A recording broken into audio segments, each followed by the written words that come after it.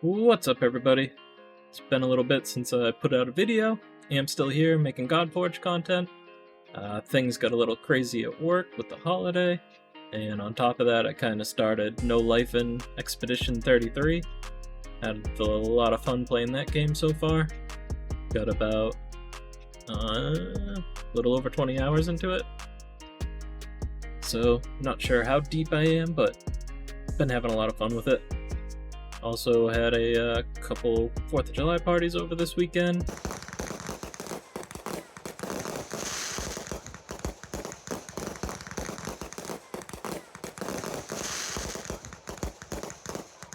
And I'm now using a new video editor thanks to some other shenanigans going on.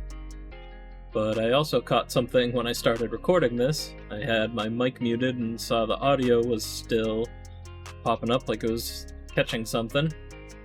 And that led me to find out that for at least one video, but maybe a couple of my previous videos, I was using my headphone microphone instead of my actual mic, so sorry about the poor sound quality. I was kind of wondering what was going screwy with it on my last video. That's why I think that's the only one that was messed up, and figured it out today by accident. But at least that's one mystery solved. Anyways, that's just a little catching up. What I really want to talk about in this video is something that Simon pointed out in his alpha dates and info release video. So, obviously all the hype in the community right now is about the alpha dates being released. Got them up right here. July 23rd is the start of the first wave, so we're basically 2.5 weeks away. And there's friends and family going on right now. So, a lot of exciting stuff coming up.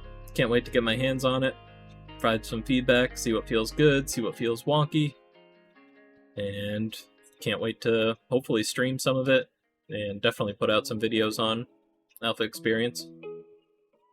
But that's not what this video's for. What this is about is I want to get into a kind of throwaway line that Simon threw in at the end of the video. So let me pull that up and we'll talk about, I think it has a big impact on some, I guess, variety in hero kits. So towards the end of the video, he was showing off some gameplay and he decided to have a little fun and turn all the ults on so he could basically show off how great all the ultimates look, and they do look great. He basically showed us Leonidas and Dagonite, and then he gets into Drax ult. Do a Dagonite's ult. Single target would cleanse buffs off. Let's get a Drac one in there because it looks so freaking cool. Empowered. The slash. Basically, he would be cleaning bleeds off of enemies there to nuke them down. Super cool. So that's the one-liner I wanted to pay attention to. Be ripping bleeds off of enemies to nuke them down. So we don't know if there's exactly poison explosion in the game, but that is a big drop buffs that there off. Is going to be stripping buffs for damage. So freaking cool. Empowered. The slash. And you can see you get the remove debuffs. One actually went away while I was pausing, so did strip 3 off doing his hits. So I don't think this is like a huge game-breaking big discovery, but I thought it was something really cool to point out. I think it'll bring a lot of variety to builds. We know right off the bat, Lady Zoc, one of the starter heroes, is going to have bleeds in her kit, so you can have a really cool pairing with her placing bleeds and Drac ripping them off for more damage. And this kind of opens the door, who knows, maybe there's some heroes that do the same thing with acid, so maybe there are what you consider poison explosion teams in other games in Godforge, but with acid or even any of the other debuffs. And also, kind of mid-recording, I had another thought. I'm assuming because Simon said he's going to be ripping bleeds off that he is only ripping bleeds off, but it does say remove debuffs. So I was thinking, who knows, maybe this is some speed farming in Godforge, like, for example, in Raid you have Seer stripping all buffs off allies and enemies. and doing massive nukes to quickly nuke down waves.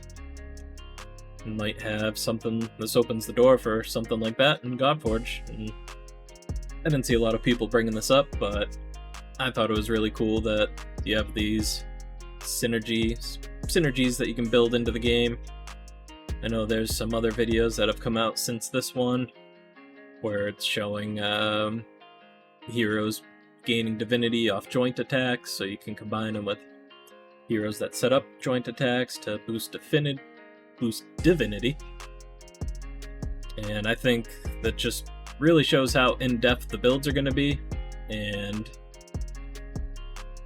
I don't know, opens up a lot of doors to be creative with different heroes and testing out different combinations. Kind of leads me back to earlier in the video. Can't wait for the alpha release to start messing around with stuff like that. Let me know down below if you think this will lead to some interesting setups, or if there's any other synergies that you're excited to try out. And that's all I got. Have a good one.